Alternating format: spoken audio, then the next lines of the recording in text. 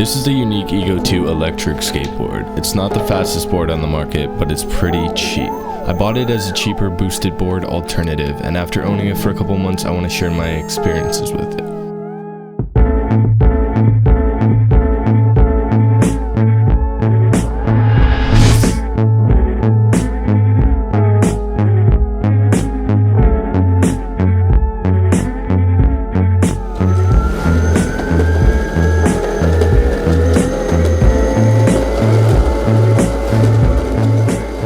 This board costs around $6.99 US or $8.99 Canadian.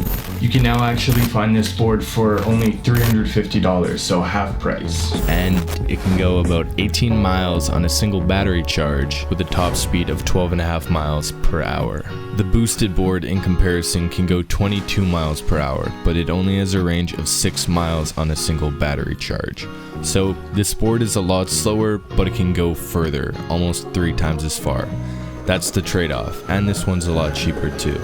It's still a lot of fun though, and especially in a city like Toronto, where the streets can be rough and cracked and there's a lot of traffic and pedestrian and streetcar tracks to avoid. Sometimes I think the slower top speed has saved me from getting hurt. My only crash so far was when I tried to skate down the hill at Santa Monica Pier at full speed. That hill has cracks on it and you gain a lot of momentum, so that ended up being a very stupid idea.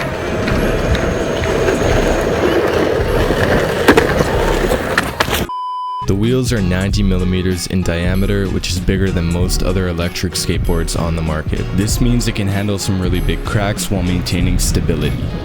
The streets of Toronto are very, very cracked up and rough in some places. Sometimes the remote will randomly disconnect from the board for a second, so suddenly losing the ability to brake can be a little bit sketchy. This happened to me every time I passed the Venice sign when I was in Los Angeles and at a couple of spots around Toronto, so I think it's caused by some type of interference.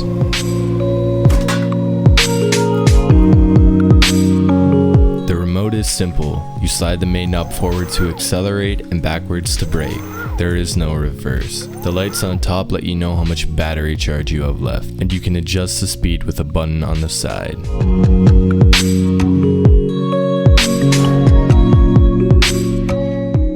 The board's really flat and has minimal flex. This makes it more sturdy but less comfortable to just cruise on. The deck itself is made out of 8-layered composite wood. Because of the kicktail design, the back end of the board does get chewed up though. The acceleration is decent and the braking is okay, although it takes a couple meters longer to stop than I'd like. It has regenerative braking, which means the battery charges a little bit every time you brake. The wheels and bearings are pretty high quality, and the kicktail design can be useful for avoiding cracks and to just pop the board up. The motor itself is powered by 400 watts, which is on the weaker side, and it's a little bit loud. The bushings are a little bit stiff, so it can be difficult to make sharp turns or aggressively carve. The board can only handle inclines of up to 10%, so if you live in a very hilly area, this is not the board for you. Overall, I'd recommend this board to beginners. It's held up strong even after hundreds of miles of riding, part of that being during the winter, but not in the snow. It's not waterproof, although you can ride through the occasional puddle. The board weighs about 13.9 pounds, which isn't too heavy, it's about average. Its range is what makes this board worth it. You rarely have to worry about running out of battery, although if you do, it does have a 4-hour charging time, so keep that in mind. Having said that, unless you're a beginner looking for a safer board, I really recommend that you look for something faster, because once you get used to an electric skateboard, this one definitely feels slow. There are a lot of new feature-filled, affordable electric skateboards being brought to the market right now.